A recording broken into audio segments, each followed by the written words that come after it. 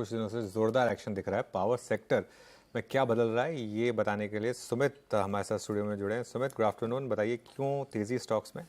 आज power space आज भी और अदरवाइज भी अच्छी तेजी में है। तो दो बड़े ट्रिगर्स यहाँ पर बन रहे हैं। पहला तो जो ओवरऑल पावर डिमांड है वो अच्छी तेज़ी में है, और जो पीक पावर डिमांड है वो तो अपने नए ऑल टाइम हाइस के आसपास ऑलरेडी पहुंचते हुए दिखाई पड़ रही है।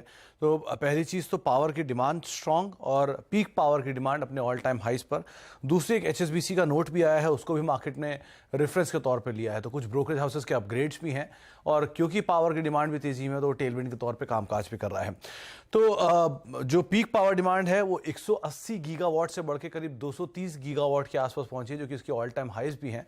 और साथ साथ एक नोट HSBC ने फ्लोट किया है, और उस HSBC के नोट ने ये बात मेंशन की है कि डिमांड अभी भी स्ट्रांग रहने वाली है, और कंपनीज जो नई कैपेसिटीज़ ऐड कर रही हैं उसका इम्पैक्ट ना केवल अभी बल्कि गोइंग फॉरवर्ड आता हुआ भी दिखाई पड़ेगा। और इसीलिए उन्होंने एक अपग्रेड भी किया है NTPC से स्टॉक को करीब 275 रुपये के नए टारगेट्स के लिए 210 से बढ़ाकर।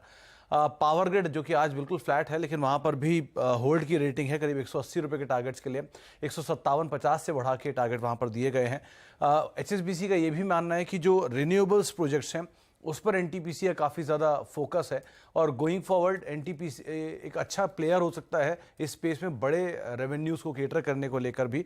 साथ ही साथ थोड़ा बहुत इम्पैक्ट ROE के ऊपर आता हुआ ज़रूर दिखाई पड़ेगा शुरुआत में, स्पेशली ट्रांसमिशन प्रोजेक्ट जो है उनका एक इम्पैक्ट रहेगा भले ROE के ऊपर, लेकिन अदरवाइज जो डिमांड है वो आगे भी इंटैक्ट रहेगी, क्योंकि साल दर साल पीक पावर डिमांड बढ़ती जा रही है, और वो पीक पावर डिमांड यूजुअली अगस्त और सितंबर के महीने में हायर साइड पर होती है। तो ये इम्प्लीमेंट होगी Q2 या Q3 नंबर्स के अंदर आपको साफ तौर पर दिखना शुरू हो जाएगा, तो नंबर वाइज भी थोड़ी सिचुएशन बेटर होगी। तो इसी लिहाज से उनकी तरफ से प्रेफरेबल पिक जो है वो NTPC है, और जो होल्ड रेटिंग के साथ उन्होंने पावर ग्रिड को भी रखा है टारगेट्स करीब 180 रुपये के आसपास के। ओके, शुक्रिया सुमित।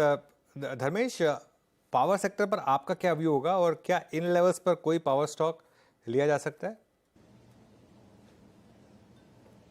अनुज, पावर सेक्टर पर काफ़ी पॉजिटिव व्यू है, और पिछले 4-6 महीने से ये व्यू बना रखा है, बिकॉज ये अब ग्रोथ सेक्टर हो गया यूटिलिटी के जगह। अगर आप देखें तो जितना इंस्टॉल्ड कैपेसिटी अराउंड 430 गीगावाट का, अराउंड 50% एवरेज PLF मिलता है, सोलर, विंड और थर्मल सब मिला के रखें तो वहाँ डेफिसिट क्लियर कट क्रिएट हो गया है। 8 से 10% के आसपास का एनुअल पावर कंजम्पशन ग्रोथ देखने को मिला है पिछले 1-2 सालों में। ये कंटिन्यूटी रहेगी, तो power definitely is a sector to be. हम लोगों ने पहले JSW एनर्जी कवर किया था, बट 430 के टारगेट के लिए किया था, जो कि ऑलरेडी अचीव हो गया है, तो वहां पर तो होल्ड रेटिंग कर रखी है। बट अभी लगता है आपने शायद पिछले हफ्ते ये हाईलाइट भी किया था पावर ग्रिड को, तो वो मुझे लगता है एक काफी अच्छा बेहतरीन पिक है, बिकॉज फंडामेंटली सब कुछ इंटैक्ट है। 18-19 का ROE है, 10-12 के PE मल्टीपल पर मिल रहा है, और 15 से 17% का ग्रोथ इसमें आते ही रहेगा। सो वैल्यूएशन कंफर्ट अभी पावर ग्रिड में, पावर ग्रिड बाई करके चलना चाहिए। अपसाइड टारगेट अराउंड 240 का यहाँ पर लेके चल सकते हैं पोजिशनल बेट पे। अदरवाइज ओवरऑल अगर 3 से 4 साल का नजरिया है तो entire sector is looking strong. JSW energy, Tata power will be top pick along with power grid and NTPC। मुझे याद है आपने JSW एनर्जी का मेंशन किया था पिछली बारी धर्मेश। हाइड्रो साइड पर मैं आपकी राय लेना चाहूंगी। जो NHPC, SJVN जैसे स्टॉक्स में हमने देखा है बहुत अच्छे गेन्स देखने को मिले हैं। इनफैक्ट NHPC अपने 52 वीक हाई से करीब 3 रुपए ही दूर है। SJVN में कल दोपहर में बहुत स्मार्ट मूव देखने को मिला था, पिछले पूरे महीने तेजी रही थी। और अप्रैल मई में आपको याद होगा पावर मंत्री ने खुद ये बयान दिया था कि देश के जो हाइड्रो एसिड्स है उनको शायद मर्ज करके एक बड़ी कंपनी बनाई जाए। अब NTPC के जो हाइड्रो एसिड्स है वो शायद NHPC में मूव हो सकते हैं। ये डिटेल नहीं है कि SJVN जो अलग एक एंटिटी है उसका क्या होगा, लेकिन ये हाइड्रो पावर के क्या पोटेंशियल देख रहे हैं, और यहाँ पर कितना फेयर प्ले देखने को मिल सकता है स्टॉक्स में? अच्छा, देखिए हाइड्रो पावर का अपना एक लिमिटेशन है। एक तो मतलब availability of hydro power projects के लिए वो मिलना भी चाहिए, वाटरफॉल जहां पर आप इसे कर सकें।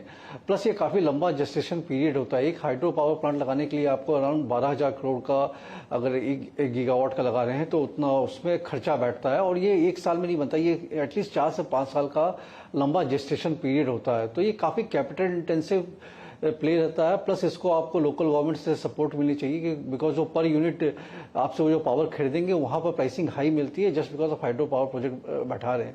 तो मेरा ये मानना है कि आने वाले जो समय में विंड एंड सोलर पर ज़्यादा अच्छा ट्रैक्शन मिलेगा। हाइड्रो ऐसे भी लंबा जेस्टेशन पीरियड का प्रोजेक्ट है तो वहां पर ट्रैक्शन मिलेगा नहीं। हालांकि आपने जो अभी पॉइंट हाईलाइट किया कि एक मर्ज एंटिटी बना के इनको एक ब्लॉक बनाने की कोशिश करें तो वहां पर क्या वैल्यूएशन बैठेगा वो थोड़ा इस वक्त जज करना मुश्किल है।